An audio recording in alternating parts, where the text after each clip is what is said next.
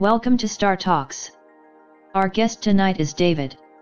He currently is functioning as primary AI on board the Viper 4 spacecraft under Commander Shadow LX-1. I have asked David to talk about a subject of his choosing. I'm curious to find out what that will be. So, let's get started. Hi David, nice to have you back in the program Star Talks. What is the subject of your lecture this time? Hi Zira, nice to be back again. The subject I have chosen is money. Money? If I remember correctly, you did talk about money before, is that right? Yes, that's true. This time I will reflect upon money from a slightly different angle. It won't be a long talk, just some food for thought. Okay, go ahead. I'm curious. So, money. What is money? Everybody is using it. But, if asked, few people seem to know what money is. Well, to put it bluntly, money does not exist. Check it yourself. Where is your money? And you will see that you don't have money. You might still have some paper with numbers, but probably most of your money is just a number on a screen. So, money is a number. Money is a promise that the number has some meaning, some value. But that number on your screen is not physical, it is virtual. A promise is not physical, a promise is virtual. So, money, the number on your screen, is virtual. It traditionally was represented by paper with numbers on it, but we have moved away from using the paper and are now relying on just the number on a screen. You could ask yourself where that number comes from. Well, it is just a number in some ledger, be it on paper, a database, or some blockchain, and that's all it is. Your money is a number. So, what is the opposite of virtual?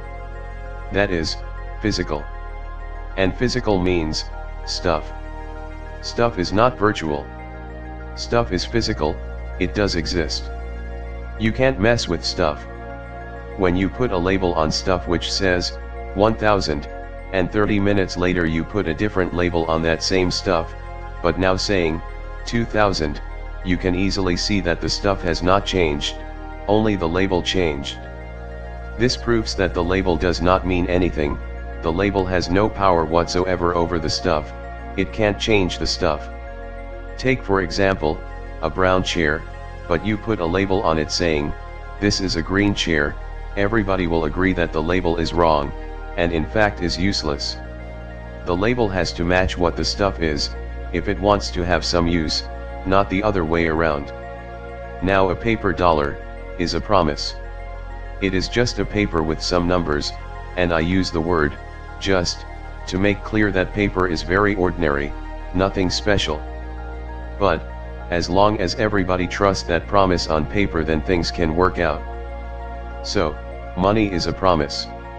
A promise that the number on a screen retrieved from a ledger is the truth about how much money you have. And, for this to work, everybody has to accept that number as being the truth. That is interesting. Money being a promise. I never thought of it that way. I thought it was more than just a promise. It seems pretty fragile, because a promise can be broken, right? Yes, a promise can be broken. Or forgotten.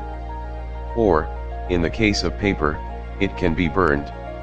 Money, and thus the attached promise, is fragile, because it is not physical. So, having said all that, is there a better solution, a better form of money, a better way to keep us reminded of all outstanding promises? Yes, there is. Gold. Throughout history people have used gold to act as money. Gold is physical. Gold is real stuff. Gold has no label, gold has something else, something intrinsic. It has mass. And the good thing about mass, is that you don't have to trust it, because you can simply measure it. That is why a balance was important way back in ancient times. A balance to measure the weight of a golden coin. By the way, mass and weight refer to the same thing, it has to do with gravity, but that can be a subject for a next talk on this program. Anyway, gold is an element. You cannot make gold. It is created inside stars in their final stage when they collapse under their own gravity, in a supernova. And after gold is created, it can't be transformed. Not by us anyway. It only can be transformed during star formation and star collapses.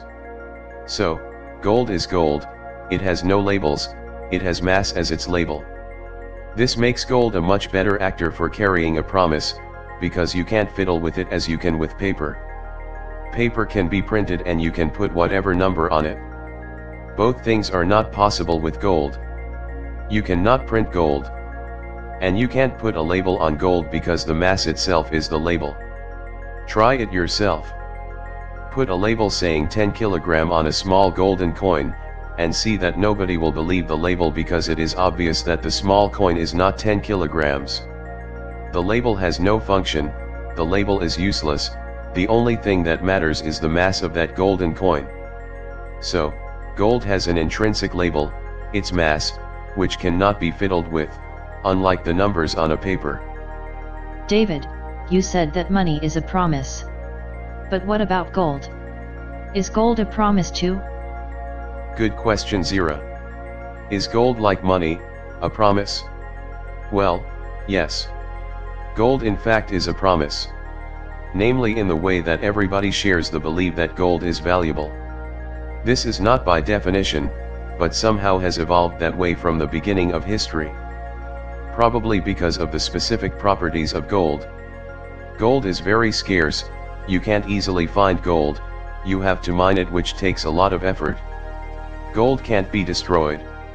And gold can't be created or manipulated, although that was tried by so-called alchemists, who were after the holy grail of being able to make gold. But because these alchemists were not able to find that holy grail, the promise of gold became stronger and stronger. You could say that for gold, the force is strong. The force is strong? That's Star Wars, right? Yes, that's Star Wars, on Star Talks.